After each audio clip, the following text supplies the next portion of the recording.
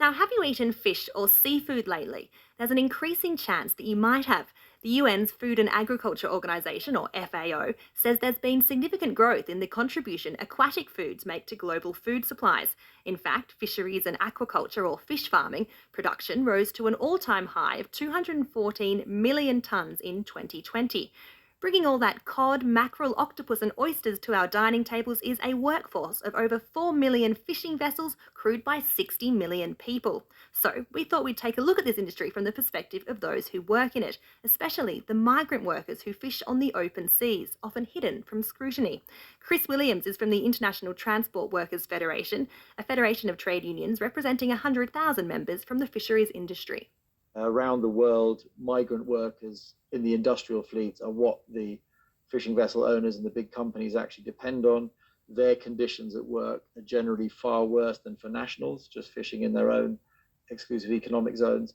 And I think protection for migrant workers is absolutely central because they're very much out of sight, out of mind, but they're the people that are actually doing the work that puts food on people's plates. And we would like to see ratification of the Working Fishing Convention across the board and much more of a focus on equal pay for equal work and fairness in fishing, really. Yeah, can you just paint us a picture who these migrants are, where in the world they're working, what kind of companies they're working for?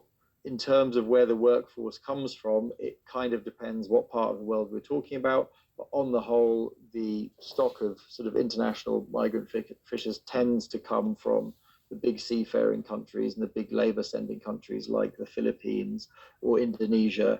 We have a project in West Africa where there are also fishers working in the industrial sector from Ghana or Nigeria or Senegal. And really, it's a very, very wide ranging activity that I don't think is very well understood. It's obviously invisible because some of these vessels and the crew on it might stay at sea for 2-3 years at a time. Anywhere outside of a country's national waters, i.e. the high seas, you will find fishing vessels and fishing companies that are using migrant crew quite often from lots of different countries at the same time. And do you And find they're often underpaid or badly treated and that there's no real oversight of how that industry or how those companies are run?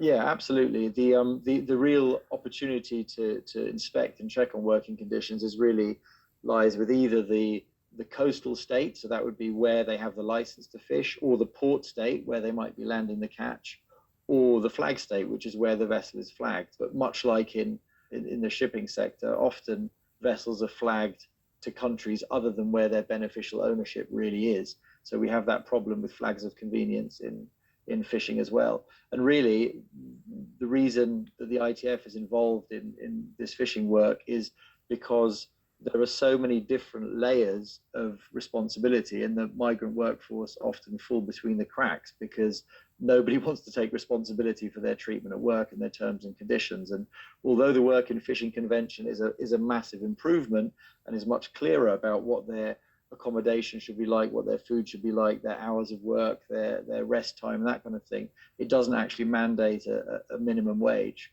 And that's usually because in fishing, people have traditionally been paid a share of the catch. That's how fishing has tended to work. What has changed recently is that these migrant fishers are brought in on contracts. So they might be paid, anything between sort of $400 and $1,500 a month, but they'll be working pretty much every waking hour in that time. So exploitation and abuse are common. Absolutely, yeah. Chris Williams there.